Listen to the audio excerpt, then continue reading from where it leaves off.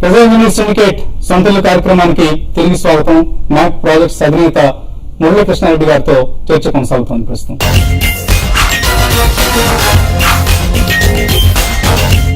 ఎక్కడ ఏ ప్రాంతంలో తీసుకున్నా కూడా మనకి ప్రైసెస్ ఆల్మోస్ట్ 2007-2008 లో మనం చూసిన పీక్ ప్రైసెస్ దగ్గరికి వెళ్తున్నాయి. ఆల్మోస్ట్ కొన్ని సిటీస్ లో అయితే ఇంకా అంతకంటే కూడా పెరిగిపోయాయి. సో ఇలాగే కంటిన్యూ అయితే middle class will be the most affected. Middle class కి సొంత ఇల్లు మళ్ళీ తీరని కలగా మిగిలిపోతుంటుంది. 2007లో ఇదే గొడవ చేస్తాం మేము అందరం నిర్వహించిన రియల్ ఎస్టేట్ సమిట్స్ లో, ఇటువంటి ప్రోగ్రామ్స్ లో. మళ్ళీ ఆ పరిస్థితి దగ్గరగా అక్కడికి వెళ్తున్న దాఖలాలు కనిపిస్తున్నాయి.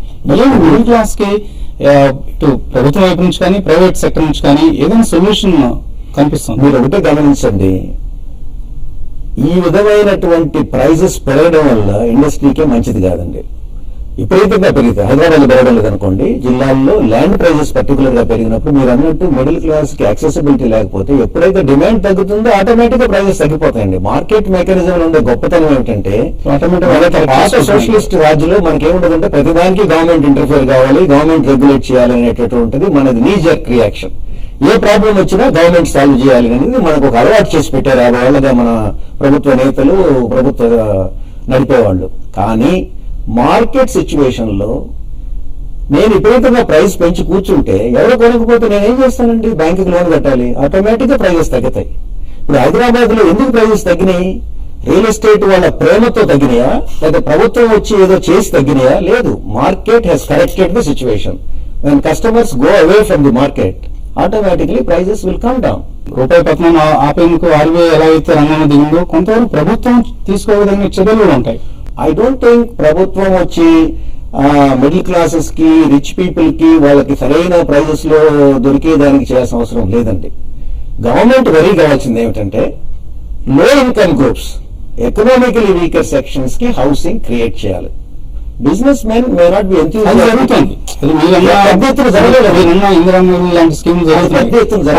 ప్రభుత్వాలు విస్మరించేది మధ్యతరగతి వర్గం. Middle class is the most affected. ఎప్పుడు కూడా మిడిల్ క్లాస్ ని ఏ ప్రభుత్వం పట్టించుకున్న దాఖలాలు ఇప్పటివరకు, ఇన్క్లూడింగ్ గృహ నిర్మాణ మండలి చేపట్టే రాజీవ్ స్వగృహాలు అంటే ఇళ్లు కావచ్చు, ఇతరత ఇళ్లు కావచ్చు, 25-30 లక్షలు 40 లక్షల రూపాయల్లో ఇల్లు కొనుక్కోవాల్సిన పరిస్థితి మిడిల్ క్లాస్ కి మింగుడు పడిన పరిస్థితి. దానికి ఒకటే సొల్యూషన్ ఉందండి. You cannot regulate the prices, that is disastrous. Price regulatory mechanism పెట్టి ఇంతకంటే పెంచకూడదు, అంతకంటే పెంచకూడదు అంటే ఇండస్ట్రీ ఫెయిల్ అయిపోద్ది. Ultimately consumers suffer, we know it, that is the situation. However if you open up the land, మనకి ఎందుకు ఈ ప్రాబ్లం వస్తా ఉంది? మోస్ట్లీ కన్స్ట్రక్షన్ కాస్ట్ కాదండి ఇది. మీకు విపరీతమైన ధరలు పెరగడానికి కారణము ల్యాండ్ ప్రైస్ ఆకాశంలోకి వెళ్ళిపోవడమే. ల్యాండ్ ప్రైస్ ఎందుకు వెళ్ళిపోతుంది? ఒకటి వచ్చి one of the things is infrastructure లేనందువల్ల. ఫర్ ఎగ్జాంపుల్ రింగ్ రోడ్ ఉందండి, రింగ్ రోడ్ పక్కన కానీ మీరు రేడియల్ రోడ్స్ కానీ వేయగలిగితే huge tracts of land will start becoming available. Number 2, infrastructure create చేయాలి. Government can only intervene in creating infrastructure. Infrastructure create ఎప్పుడైతే చేస్తారో land prices will come down. కానీ ల్యాండ్ ప్రైస్ తక్కువ వస్తే, కానీ మీరు గమనిస్తే రాష్ట్రంలో majority of the greatest land owner ఎవరు అంటే రాష్ట్ర ప్రభుత్వం. సో రాష్ట్ర ప్రభుత్వం either హైదరాబాద్ హుడా కావచ్చు, హెచ్ఎండే కావచ్చు, లేదా వైజాగ్ అర్బన్ డెవలప్మెంట్ అథారిటీ కావచ్చు, విజయవాడ కావచ్చు, వీళ్ళ దగ్గర ఉన్నంత ల్యాండ్ బ్యాంక్ మరే ప్రైవేట్ డెవలపర్ లేదు. ఆఫ్ కోర్స్ అది వారసత్వంలో ప్రభుత్వాలు సంక్రమించిన భూమి. దాన్ని ప్రభుత్వం ఎప్పటికప్పుడు రేట్లను పెంచి వేలాంటి సంవత్సరం మనం చూస్తున్నాం. 50,000 ఉన్న గజం 50,000 ధరల నుంచి మొట్టమొదటిగా Vizag urban development authority Vizag కి సంబంధించి, అలాగే హెచ్ఎండే కూడా అటువంటి ల్యాండ్ ఆక్షన్స్ కండక్ట్ చేసి ల్యాండ్ రేట్ పెంచుతుంది. ఈ పరిస్థితిలో మిడిల్ క్లాస్ కి ప్రైవేట్ డెవలపర్ తక్కువ ధరకి నిర్ణయం ఎలా ఇస్తాడు రేట్లు? ప్రాబ్లం ఏమిటంటే అండి, ప్రభుత్వం ఈ మధ్య కాలంలో లాస్ట్ 10 years లో రియల్ ఎస్టేట్ మెంటాలిటీ డెవలప్ చేసుకున్నారు. హౌసింగ్ బోర్డ్ ల్యాండ్ ని ఆక్షన్ చేయడం మీరు చూసుంటారు. దానికి ఒక cut off price, threshold price అని ఒకటి పెడతారు, దాన్నే ఎక్కువ పెట్టేస్తారు. అంటే ఏమిటి? Government itself is triggering a price war. ప్రభుత్వం ఈ విధంగా ఆక్షన్ చేసి ల్యాండ్స్ రియల్ ఎస్టేట్ వాళ్ళకి ఇచ్చినా కూడా ఆ land price will get added to the ultimate unit price లేదా కట్ ఆఫ్ ప్రైస్ ని తక్కువ నిర్ణయించినారు. ఈ సమస్య పరిష్కారం తక్కువ నిర్ణయించినా కూడా సపోజ్ ఆక్షన్ ప్రైస్ ఎక్కువ పోద్ది అనుకోండి, అది ఒక్కొక్కసారి ఇబ్బంది అయిపోతుంది. కానీ the best solution is not government auctioning the land like Kokapet and other places మీకు చేసి విపరీతంగా ధరలకు అమ్మి రియల్ ఎస్టేట్ స్పెక్యులేషన్ క్రియేట్ చేసింది నాకు తెలిసి గవర్నమెంట్ అండి హైదరాబాద్ లో. మీ కోకాపేట్ లో ఆప్షన్ పెట్టి 20 కోట్లకి ఒక్కొక్క ఎకరా అమ్మి గందరగోళం చేశారు.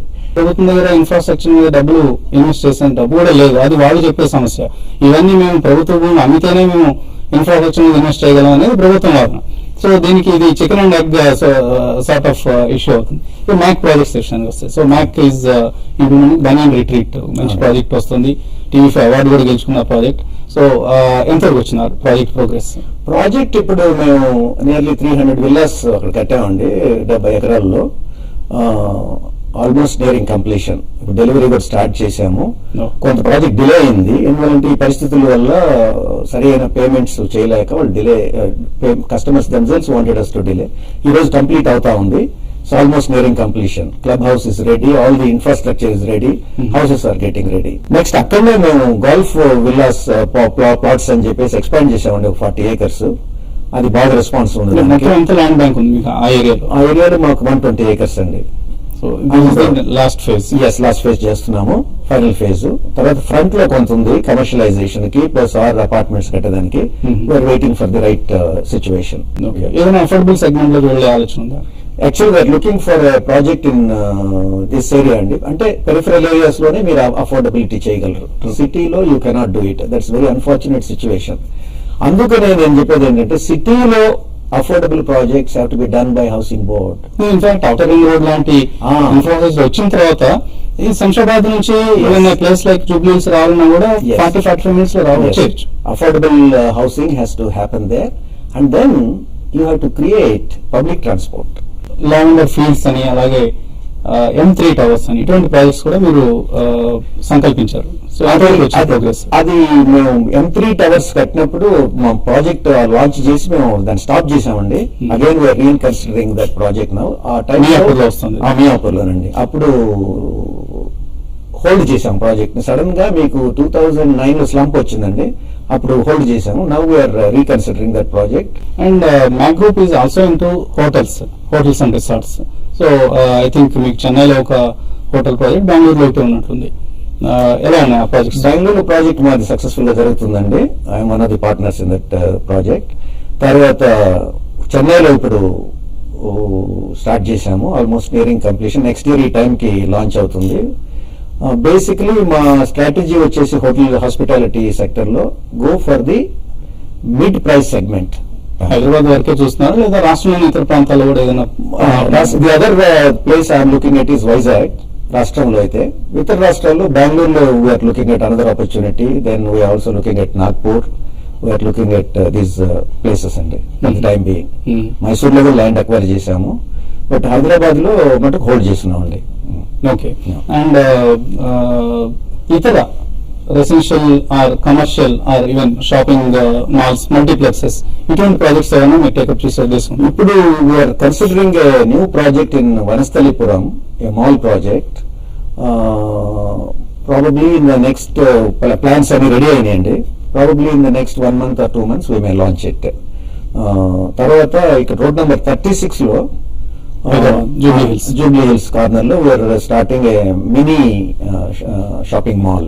Real estate and hotels and resorts, ఇంకేదైనా అదర్ ఇన్ఫ్రాస్ట్రక్చర్ లేదా ఇతర సెక్టర్స్ లోకి వెళ్ళే ఉద్దేశం ఉందా? Mak projects we want to concentrate only on the real estate. And real estate లో వేరే సెగ్మెంట్స్ ఉన్నాయండి, both residential and commercial. And both the segments we want to concentrate. Whereas in the hotels division, we want to go concentrate on the business hotels, mid-price business hotels. We are not looking at 5-star hotels. So ఇది Mac projects అధినేత మురళీకృష్ణారెడ్డి గారి మనోగతం, ఆయన real estate investors కి ఇస్తున్న సూచనలు, సలహాలు. ఇది ఈ వారం ప్రజా ఇంజనీర్ సిండికేట్ సొంతలో, వచ్చే వారం సొంతలో మళ్ళీ కలుద్దాం. వర్జిన్ కౌంటీ పేరుతో విల్లాస్ నిర్మిస్తున్నారు. 40 లక్షల రూపాయలకే 200 గజాల స్థలంలో విల్లా ఇస్తున్న ఘనత ప్రజలకు దక్కుతుంది.